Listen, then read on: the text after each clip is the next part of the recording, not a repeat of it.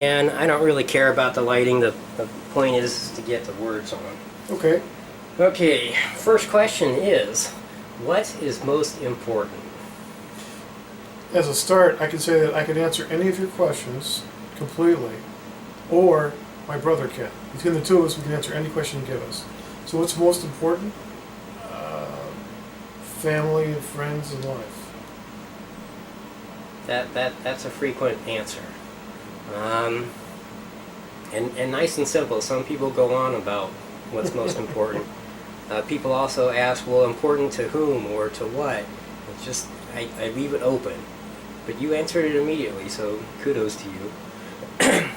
Second question, what is your history with religion, and at what point, describe what point you decided it was or was not for you?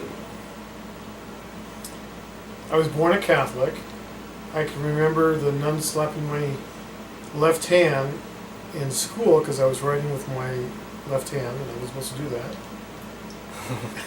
Because that's sinister. Yes. I went to a Catholic high school, which I loved. 2 years, which I had gone for. I was president of the Newman Club in college. Newman Club? The Newman Club, it's a Catholic organization. Okay. I was also an altar boy. Wow. In the Catholic Church. And when I was in the Catholic high school, they were talking to me possibly about being a priest. Big question was, well, I can't because I want to get married and have kids, so that was under that. When I finished my last year in high school, they wanted me to become a priest, and when I became president of the Newman Club, fathers took me out on like, what do you call those trips when you go out? Retreats. Okay. So went on a couple of retreats. Great time. Got a lot of talking done. Still, the main question was I want to get married and have kids. So the priest wasn't in the picture. When I got married, I obviously went to the Catholic priest and said, "Can Tucker and I get married?" He said, "Well, how long have you known her?" I said, "Well, 9 days." And I said, "Are you sure you want to get married?" I said, "Yes, I'm sure." "Do you promise you'll raise your kids as Catholics?" I said, "Well, I can't promise that." I said, "Why not?" "Well, because it depends on my kids. I can't promise I'm going to raise my kids Catholic."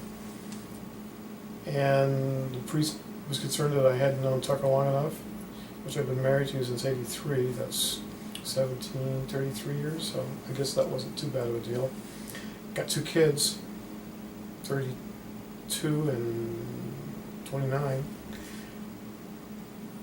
And back up a second, so when I was in the Marine Corps, I got injured going through training, and I was assigned to work with chaplains while I was rehabilitating. And so I assisted a Dutch Reform chaplain out in the field and did everything he needed. And so when the Catholic Church turned me down, I went to my Dutch Reform guy and he said, "Sure, no problem." So I got married to my wife by a Dutch Reform minister on Treasure Island in the Bay, San Francisco Bay. And now I only go to church when I go on vacation, at Christmas, death, and funerals. So you basically decided not to go back? Well, it wasn't that I decided to go back. Also, when I was in high school, I was in religion class, and we studied religions, and it's sort of like when that guy said you shouldn't give me a library card, because then I could read things. Mm-hmm. And I couldn't think of any reason why the Eastern Orthodox Church was any better or different than the Western Catholicism, and why our popes were all better than their patriarchs. And it kind of went on from there. I think religion's great for people. It makes people happy, it makes people comfortable. If I'm in charge of a large group, I prefer that they were all religious people, because it has something to believe in. But I myself am tolerant of all religions, and I won't say I'm an atheist because I don't believe in anything. So In talking to some of the insurance companies, they've asked, opinion poll or feedback or something. They're like, is there anything you would like from your health insurance company? I said, yeah, I'd like you to give me a list of atheist doctors I can go to. And their reaction was that of a religious person. Why do you want an atheist doctor?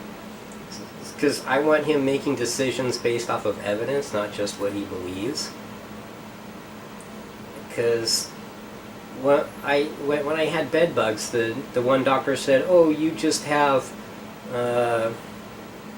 prickly heat, is what he called it. And no, bed bugs are bed bugs. Yeah. And he said I have prickly heat.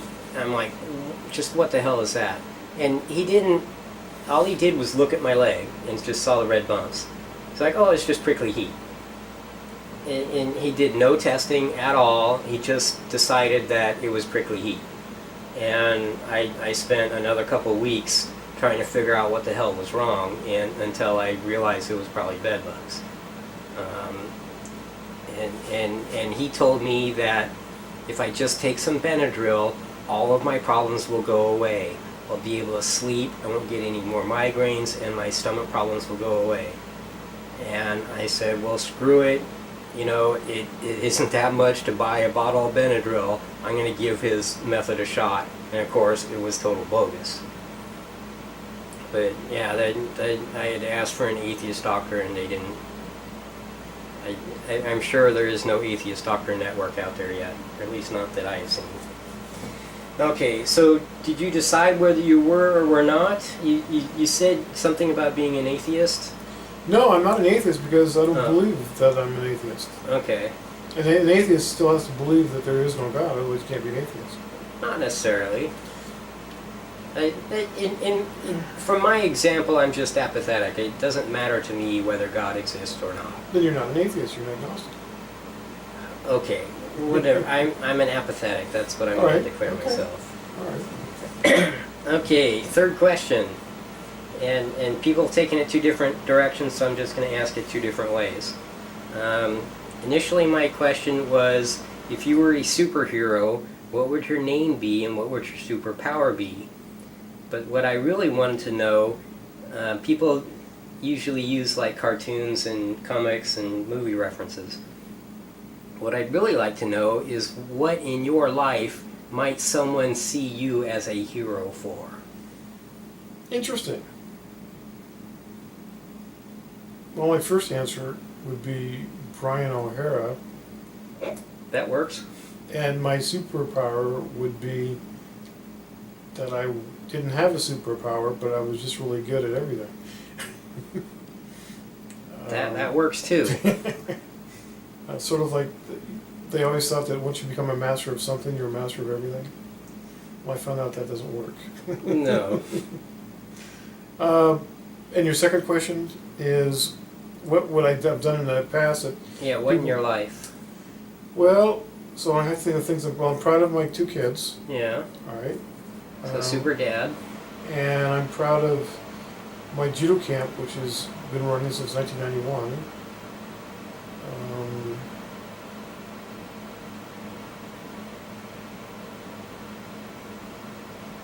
It's interesting that people have to take so long to think about what they might be a hero for. Well, it's like, what did I do that was really good? Well, I might have done something really cool and good, but is that to be a hero for? I'm really good at mowing the lawn, but, you know, that's not really being a hero. Well, one guy I talked to, he didn't seem to think he'd done anything heroic, but he and his family moved from India to America in his lifetime, you know, when he was young. And I'm like, you don't consider that heroic? You know, you move to a different culture, you know, on the other side of the planet almost. And so he kind of realized, oh, maybe. Nelson Mandela said the absence...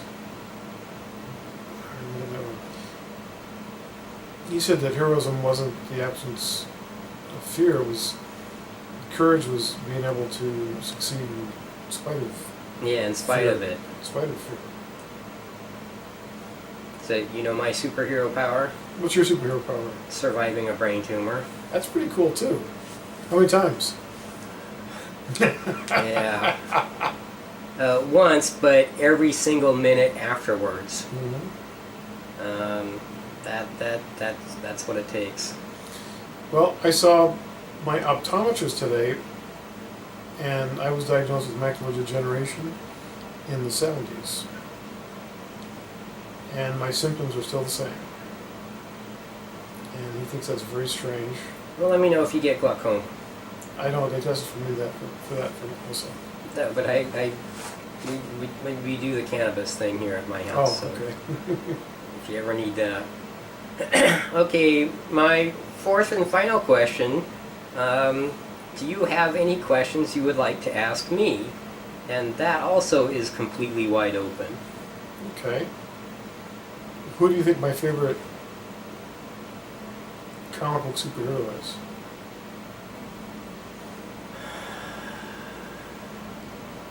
I really wouldn't know.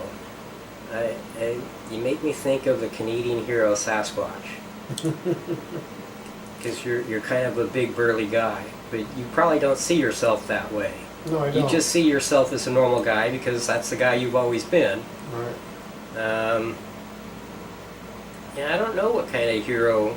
You've never really talked about comic books and stuff. I mean, we might have seen a few comic book movies, but you never mentioned anyone in particular, I don't think. Well, my first hero was John Henry. The guy who hammered through the mountain Yep. and beat the machine and died right before he won. That was my first hero. That's a good one. My second one was Captain America. Okay. And then I was disappointed to find out that he'd been given a serum. I thought he was just a regular guy. He's a maxed out regular guy.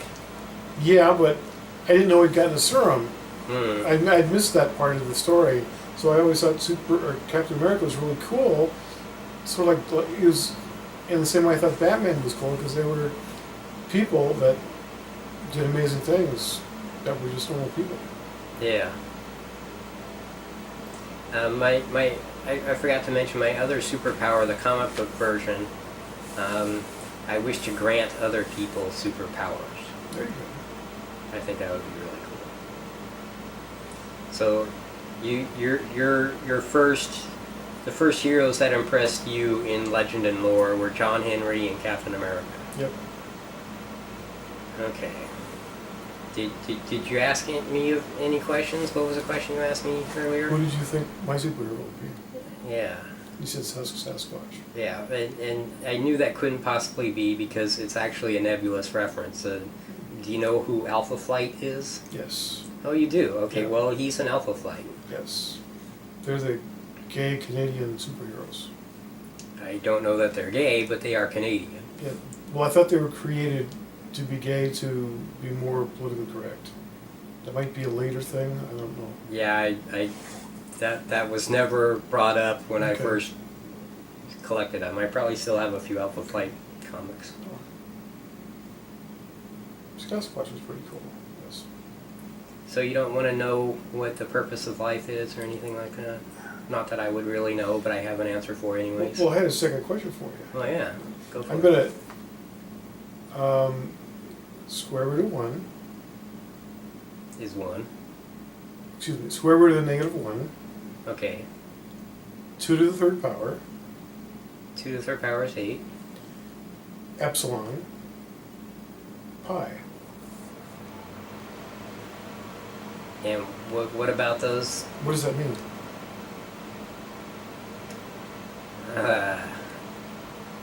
Let's see. Square root of -1 is the imaginary number, or I. So I8 pi epsilon, or I8 epsilon pi. I ate some pi. Oh, epsilon is the sum. Okay, Yes. I ate some pi. All right. So then a T-shirt, I thought that was cool. All right, so a question for you then would be, how does light... Vincent would like that one because his handle is I ate the last slice. Oh, okay. So how does, what happens to light when it loses energy? How does it show loss of energy? The way I understand it, it would have to decrease in frequency because the speed has to remain the same. Right. So what happens to light when it decreases frequency? Well, in the visible spectrum, it would go from the blue end to the red end. The simple answer is it changes color. Yeah, okay, alright. But it's not all visible. No. A no. very tiny fraction is visible. Yes. It was just a comment made to me by a professor I had at college, and it turned out that his job before teaching in college was doing a science show on TV for kids to make abstract comics, abstract ideas easily understood. It wasn't Bill Nye, was it? No. Posen. Dan Q. Posen. That name actually sounds familiar. He's my favorite instructor I ever had at college. I took the 3-year-old Timmy from him, and I actually understood it for probably 3 months. Any other questions?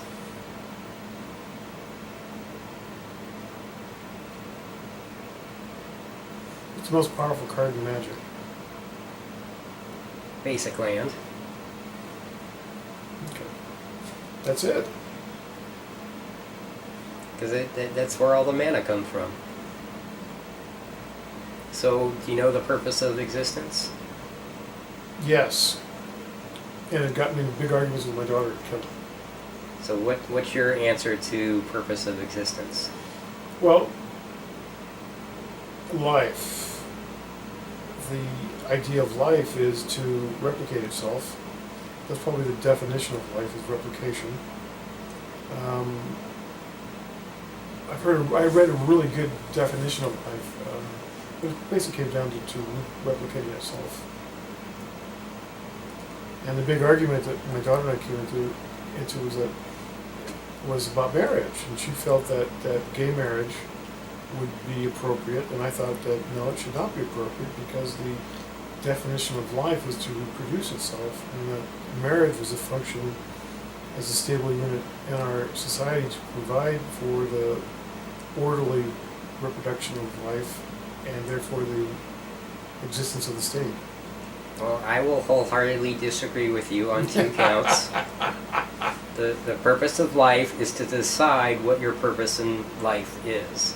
Okay? To me, that's the most free reason.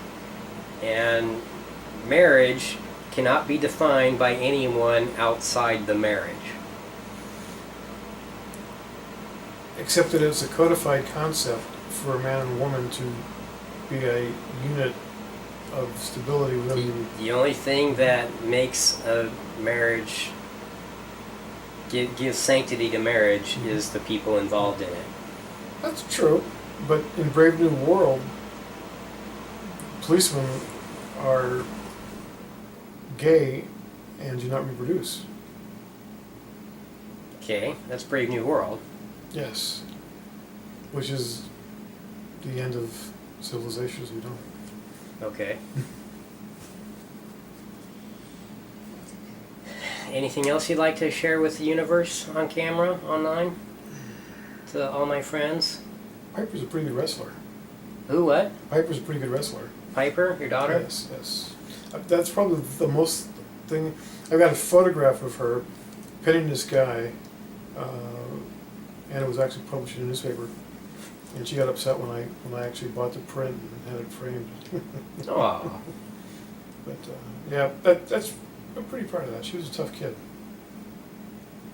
Got Cool. 4 scholarships for wrestling and said, no, women are too stinky and smelly to wrestle, so I'm going to go to University of Hawaii and study history. Well, no scholarship. Okay, here's a question that someone asked me that I was really impressed by. Describe to me something that has completely amazed you, something that you've witnessed. The birth of my first child. Yeah, that's easy. That's an easy one. Something else that's amazed me. Is horrified the same? Let's try to keep it positive, because I have ass loads of negative shit, and I tried to keep All right. mine positive. All right, we'll keep this positive then.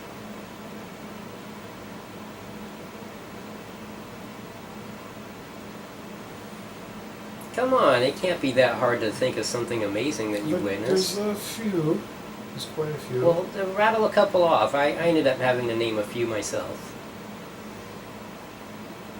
Seeing dawn on top of Mount Fuji at about 32 degrees Fahrenheit. Oh, dawn is in the dawn of the new day. Yes, the dawn of the new day. On the top of Mount Fiji? Yes, Fuji. Fuji. Fuji, Japan. Okay. Actually being able to swim a mile. That was pretty tough. That was pretty amazing.